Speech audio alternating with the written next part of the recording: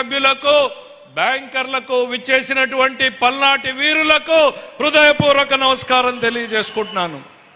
పౌరుషాల పోతుగడ్డ పల్నాడు యుద్ధాలతోటి, రాజకీయాలతోటి నలిగిపోయినటువంటి కుటుంబాలు, కుటుంబంలో మనుషుల్ని పోగొట్టుకున్నటువంటి వ్యక్తులు, ఆ వ్యక్తులతో రాజక్రీడను చేసినటువంటి పరిస్థితుల్ని మనం చూసాం. తమ రాజకీయాల కోసం ఈ ప్రాంత వైషమ్యాలను పెంచి పోషించినటువంటి రాజకీయ పార్టీలు ఒకవైపు ఉంటే, మరోవైపు ఇవాళ కూటమిని చూస్తా ఉన్నాం. ఈ రాష్ట్రం అభివృద్ధి చెందాలి, ఈ ప్రాంతం అభివృద్ధి చెందాలి, ప్రతి కుటుంబము అభివృద్ధి చెందాలి అని ఢిల్లీ నుంచి గల్లీ దాకా కూడా మన ముందుకు కదిలొచ్చి ప్రతి కుటుంబానికి లబ్ధి జరిగేలా 1,00,000 కుటుంబాలకు 3,000 కోట్ల రూపాయల్ని అందించేటువంటి ఈ చారిత్రాత్మక కార్యక్రమం అనేటువంటిది నాడు పల్నాడు సీమలో బ్రహ్మనాయుడు ప్రారంభించినటువంటి చాపకూటి సిద్ధాంతాన్ని గుర్తు చేస్తుంది.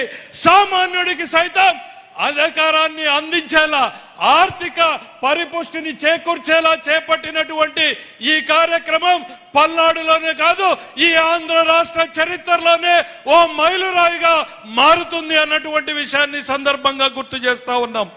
మీ అందరికీ ఒకటే గుర్తు చేస్తా ఉన్నాం, డబుల్ ఇంజన్ సర్కార్ రాష్ట్రంలో వారసత్వంగా మనకు వచ్చింది. 9,75,000 కోట్ల అప్పులు, ఉద్యోగుల బకాయిలు చెల్లించకుండా ఆగిపోయినటువంటి బకాయిలు, విద్యార్థుల మధ్యాహ్న భోజనం సైతం బిల్లులు చెల్లించకుండా వదిలేసిపోయి అస్తవ్యస్తంగా ఉన్నటువంటి పరిస్థితుల్లో నరేంద్ర మోడీ గారిని, నారా చంద్రబాబు నాయుడు గారిని, పవన్ కళ్యాణ్ గారిని నమ్మి ఓట్లేసినటువంటి ప్రజలకు మాకొచ్చిన వారసత్వం నుంచి బయటకు ఎలా పోవాలా అని ఆలోచిస్తున్న తరుణంలో కేంద్రంలో ఉన్నటువంటి నరేంద్ర మోడీ గారి ఆశీస్సులతోటి, మరీ ముఖ్యంగా సీతారామన్ గారి ఆలోచనలతోటి ఈ రాష్ట్రం వెంటిలేటర్ నుంచి ఇవాళ నడిచే పరిస్థితికి వచ్చింది. పరుగులు పెట్టేటువంటి పరిస్థితి కూడా తొందరలోనే ఉంది అన్నటువంటి నమ్మకాన్ని ఇవ్వదలుచుకున్నాం. ఈ రాష్ట్ర ఆర్థిక మంత్రిగా నేను ఎప్పుడు చెప్తాను, నాకు ఆదర్శం ఎవరంటే కుటుంబాన్ని గౌరవంగా నడిపేటువంటి తల్లే నాకు ఆదర్శం. తన ఎన్ని కష్టాలున్నా, ఎన్ని ఇబ్బందులున్నా, ఆదాయం ఉన్నా లేకున్నా, అప్పులున్నా సరే భర్తకి ఏం కావాలో చూస్తుంది, కొడుకు చదువుకి ఏం కావాలో చూస్తుంది, అత్త ఆరోగ్యానికి ఏం కావాలో చూస్తుంది, కన్న కూతురింటికి వస్తే కాన్పుకి ఏం కావాలో చూస్తుంటుంది, పక్కింటికి తెలియకుండా తన కుటుంబ గౌరవాన్ని, ప్రతిష్టని నిలబెడుతుంది. అదే దిశలో ఈరోజు ప్రపంచ ఆర్థిక వ్యవస్థ అతలాకుతలమైపోతున్న, ఇరాన్ యుద్ధంతో యూరోప్ లాంటి దేశాలు సైతం కుప్పగూలిపోతున్న, అమెరికా సైతం నష్టపోతున్నటువంటి పరిస్థితులున్న భారతదేశంలో సగటు కుటుంబానికి నష్టం కలగకుండా చూస్తున్నటువంటి మన నిర్మలా సీతారామన్ గారికి ప్రత్యేకంగా ధన్యవాదాలు తెలియజేసుకుంటా ఉన్నాను. నేను ఈ రోజున ఒక తల్లి మాత్రమే చేయగలదు అన్నటువంటిది చేసి చూపించినటువంటి వ్యక్తి నిర్మలా సీతారామన్ గారు అనేటువంటి చెప్తా ఉన్నాం. ఈరోజు ఈ దేశం ఇంత సుభిక్షంగా ఉంది అనంటే చంద్రబాబు నాయుడు గారు ఎప్పుడు చెప్తా ఉంటారు, రైట్ మ్యాన్ రైట్ టైం ఈరోజు దేశంలో ఉన్నారు. దేశంలో నరేంద్ర మోడీ గారు ఉన్నారు, ఇక్కడ మాకు చంద్రబాబు నాయుడు గారు ఉన్నారు. అందువల్లనే ఈ రాష్ట్రం, దేశం సుభిక్షంగా ఉంది అని నమ్ముతా ఉన్నాం.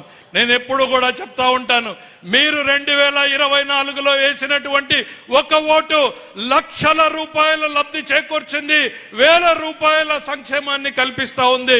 ఒక ఓటు అమరావతికి 15,000 కోట్లు, ఒక ఓటు పోలవరానికి 12,000 కోట్లు, ఒక ఓటు విశాఖ ఉక్కుకి 12,000 కోట్లు, ఒక ఓటు రైల్వేలకి 70,000 కోట్లు, ఒక ఓటు నేషనల్ హైవేలకి 70,000 కోట్లు, ఒక ఓటు విశాఖకి రైల్వే జోన్, ఒక ఓటు తల్లికి వందనంలో 15,000 కోట్లు, 15,000 రూపాయలు, ఒక ఓటు అన్నదాత సుఖీభవ, ఒక ఓటు ఉచిత బస్సు, ఒక ఓటు 1,00,000 కోట్ల బీపీసీఎల్ ప్రాజెక్ట్, ఒక ఓటు 1,00,000 కోట్ల గూగుల్, ఒక ఓటు 1,00,000 కోట్ల ఆర్సిలర్ మిట్టర్, 12,500 ఉద్యోగాలు, పోలీసు ఉద్యోగాలు, 20 లక్షల ఉద్యోగాలు తీసుకురావడమే లక్ష్యంగా పనిచేస్తోంది ఈ ఎన్డీఏ ప్రభుత్వం అనేటువంటిది గుర్తు చేస్తా ఉన్నా.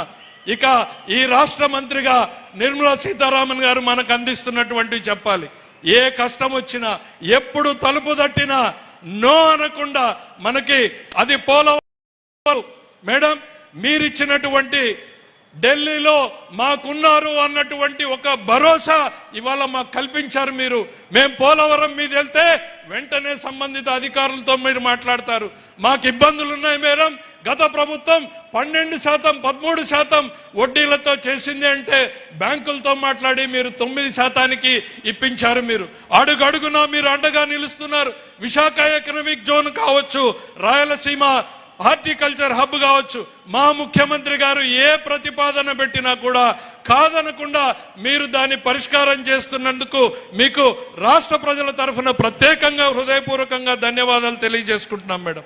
ఒక్క మాట చెప్పి ముగించదలుచుకుంటా ఉన్నాను. నేను ఈ రాష్ట్రం కోసం ఢిల్లీ ఎట్లా పనిచేస్తుందో చెప్పాలి అని అంటే ప్రత్యక్ష సాక్షిగా చెప్పాలి.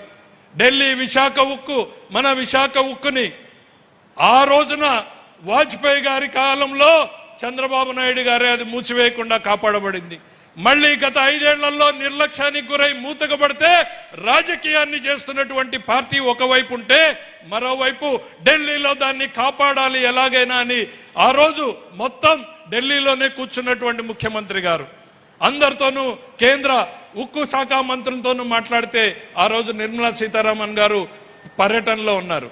కానీ వారిచ్చినటువంటి టైం రాత్రి 11:30కి నేను ఆఫీస్కి వస్తానండి, మీరు దయచేసి అందుబాటులో ఉండండి అని చెప్పి మొత్తం ఢిల్లీ ఆర్థిక శాఖ మొత్తం రాత్రి 11:30 గంటలకి వెయిట్ చేసింది.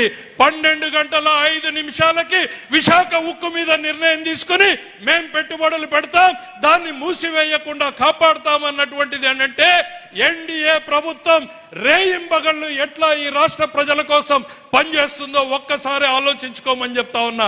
మీరేసేటువంటి ఒక్కొక్క ఓటు కూడా మన జీవితాల్ని మార్పు తీసుకురావాలని తపన పడేటువంటి నారా చంద్రబాబు నాయుడు గారి నాయకత్వం, ఇక్కడ ఢిల్లీలో నరేంద్ర మోడీ గారి నాయకత్వం, వారి బాటల్లో నడుస్తున్నటువంటి సీతారామన్ గారు, మనకి బాసటగా నిలుస్తున్నటువంటి వీరి నాయకత్వాన్ని బలపరచాల్సినటువంటి అవసరం ఉంది. నేను మళ్ళీ కూడా చెప్తా ఉన్నా, once again and again NDA in the state and the country అనేటువంటి నినాదాన్ని ఇస్తూ మీ అందరి వద్ద సెలవు తీసుకుంటాను. జై హింద్.